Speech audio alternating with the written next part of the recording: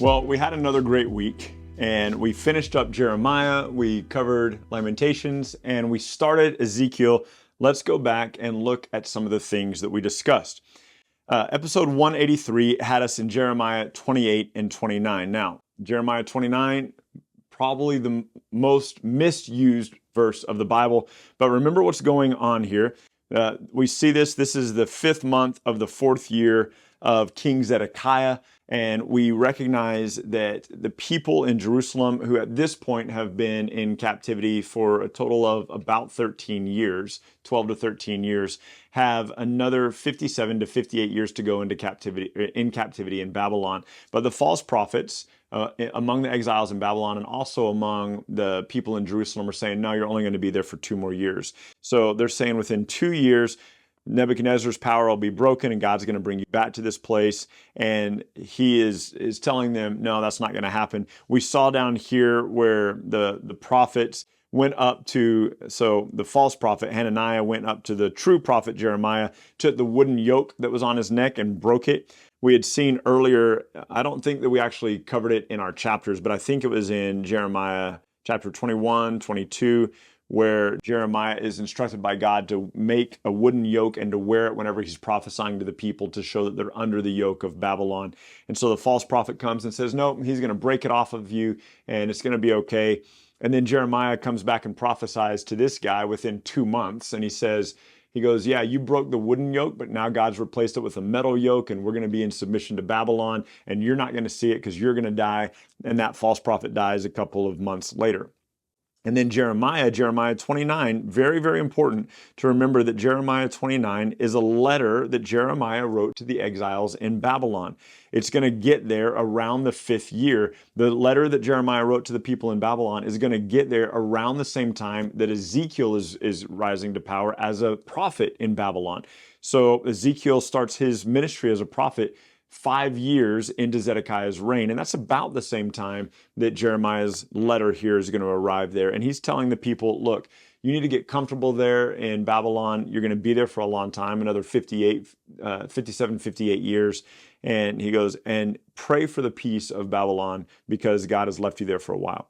Now, Jeremiah 31 and 32, we see a couple of things. We see that God is prophesying again that he's going to destroy Jerusalem. He's going to bring these people to nothing. And he's not going to leave them that way because what's he going to do? It says one day he's going to make a new covenant with the people, not like the covenant he made with their fathers, but he is going to give them a new covenant. And he says he will put his law within them and write it on their hearts.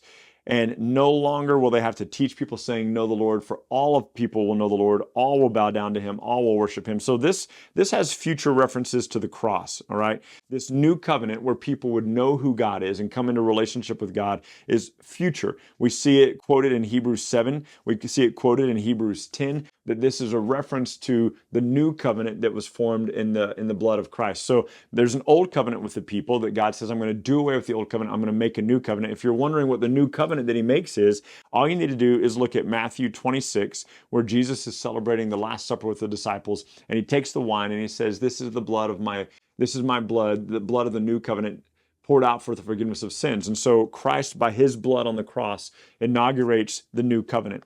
And then we come down to chapter 33, and we see a couple of things that, again, here in chapter 33 is the righteous branch mentioned, and that is the branch of Jesus that we saw back in Isaiah 11 and Jeremiah 23. So the next day, for episode 185, we saw the fall of Jerusalem. This was the very end of Jeremiah 51 and 52. But the thing that was significant is Jeremiah 51 is a prophecy about the destruction of Babylon. And he says in there, and it was super cool, or I think it's super cool, the very last 2 verses of Jeremiah 51, he says, when you finish reading this book, tie a stone to it and cast it into the midst of the Euphrates and say, thus shall Babylon sink to rise no more because of her distress that I'm bringing upon her. Thus far are the words of Jeremiah. Now, remember that there's physical Babylon, a physical country, of physical people who have come against the people of God and rebelled against God. But in Revelation, we see spiritual Babylon, specifically Revelation 18. We see that spiritual Babylon, all that opposes God, is finally brought to an end, is brought to nothing. And so the queen of Babylon is destroyed, the city, the nation, the people of Babylon, that is the spiritual oppressive people who are rebelling against God, have finally been destroyed. And we see in Revelation 18:21 that spiritual Babylon, like a rock, the angel takes the rock, cast it into the river, and says, in this same way will Babylon sink to never rise again. So what Jeremiah does here, has his servant do here, in Jeremiah 51:63, we see the angel of the Lord, or an angel of the Lord, doing in Revelation 18, bringing spiritual Babylon to an end, so that spiritual Babylon is finally destroyed and God establishes his kingdom. Now, Jeremiah 40 through 44, this was episode 186. Jeremiah 40 through 44, chronologically speaking, are the last chapters of Jeremiah, even though there's another 8 chapters of Jeremiah, which is really confusing, and it doesn't make a lot of sense as to why it's written in this way. You have to remember that Jeremiah wasn't a book. It's not like it was Jeremiah wrote a book. Jeremiah is recording these things on different scrolls, presumably scrolls of different length, and he's just making notes as he goes along the way. Baruch was his servant. Did Baruch carry the box of scrolls one day and drop them, get them all out of order, or what? Who knows? But Jeremiah ends in Jeremiah 40 through 44. This is after the fall of Jerusalem, and the people come to Jeremiah. Do you remember what they come to him? And they say, look, here we are, taught to the Lord, ask God what we should do, and whatever God tells us to do, that's the thing that we'll do. And they say, if we need to remain in the land, we'll remain in the land. If we need to go to Egypt, we'll go to Egypt. Whatever God tells us to do, we'll do. And Jeremiah tells them, he goes, look, you need to stay in the land. Do not go to Egypt. I know you're scared of the king of Babylon. Stay in the land and God will protect you. But if you go to Egypt, you'll die in Egypt. And what do the people say? The people are so mad, and they said, no, you're not listening to God. You're prophesying a lie. So the people tell Jeremiah, ask God what we should do. Whatever he says to do, we'll do it. But the people had already made up their mind in their own hearts that they were going to Egypt. They were just hoping that God was going to confirm their decision that they've already made. And I think we have a lot of foolish people like that today who have already made up their mind. They've already decided what they want to do, and they seek the counsel, godly counsel. They seek wisdom from God, but they're not going to do what God wants them to do because they've already made up their mind. And they're just as rebellious as these people. So these people ended up rejecting God's counsel, even though they said they wanted God's counsel. They ended up going to Egypt, and then they ended up dying in Egypt. Episode 187 was Lamentations. Isn't this depressing? And I just want to point out, again, chapter 3, that Jeremiah, for the first 20 verses of chapter 3, is talking about how destitute he is, how broken he is, how empty he is, how there's no life, there's no hope, there's no peace. And then in verse 21, he says, but this I call to mind so that I can have hope. I remember the steadfast love of the Lord never ceases. I remember that his mercies never come to an end. And he remembers that God himself is his portion. And so when he, in the middle of this destitute, hapless kind of life, he puts his focus back on God. He puts his focus on the steadfast love and the never-ending mercies of God. And that's where he finds hope. And what an incredible encouragement that is for us who find ourselves from time to time in the midst of brokenness. Episode 188, we were introduced to Ezekiel, the young prophet. Jeremiah, Lamentations, Ezekiel are how the books fall in the Bible. If you really want to better understand Jeremiah, Lamentations, Ezekiel, Daniel, Esther, Nehemiah, or Ezra, Nehemiah, and Esther, if you really want to understand those better, they kind of need to all be shuffled together. So I will try to point out to you along the way, we're not looking at Ezekiel as in depth as we did in Jeremiah, and certainly not as in depth as we did Isaiah, but I will try to point out to you the timeline a little bit of Ezekiel, and I'll write about that a little bit too in the blog as well. But this is when Ezekiel begins. He's 30 years old. He's been in captivity for 5 years. This is the 5th year of the reign of Zedekiah. This is about the time that Jeremiah had written a letter a little bit earlier to the exiles, and it's about the time that the letter of Jeremiah comes to the exiles. And so Jeremiah and Ezekiel are both prophets at the same time. Jeremiah in Jerusalem, he's been a prophet for 34 years. Ezekiel in Babylon, he's been a prophet at this point for a day. God has called him to be a prophet. and he sees the four living creatures. He sees a vision of God.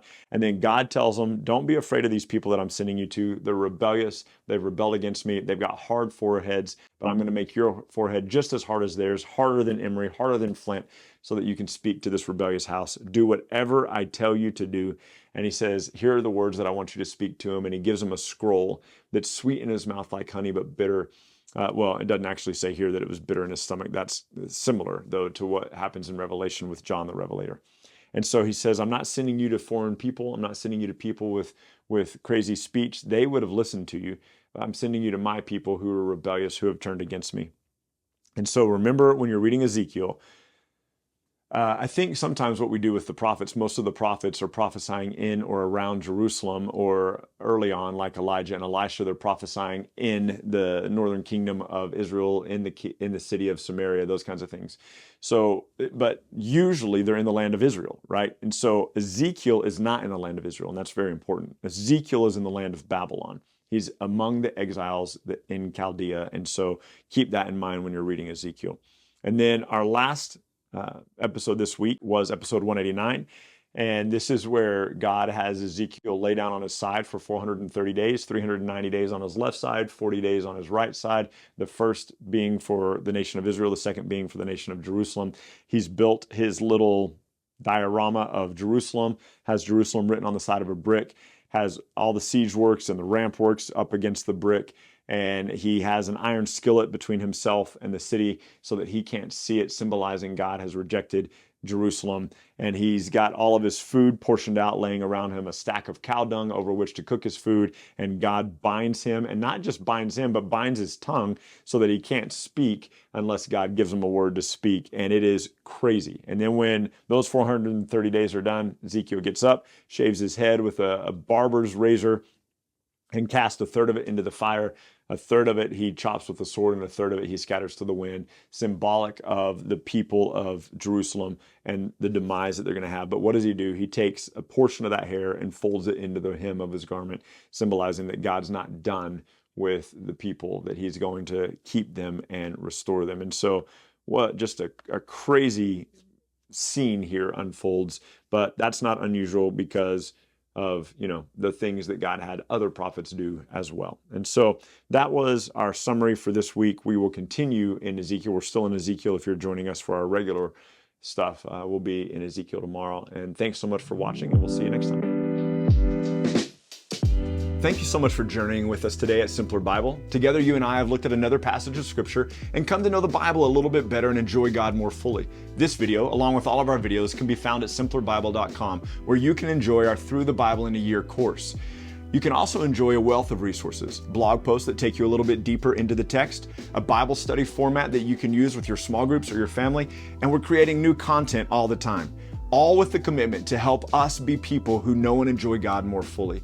Thank you so much for being part of it, and we can't wait to see you next time.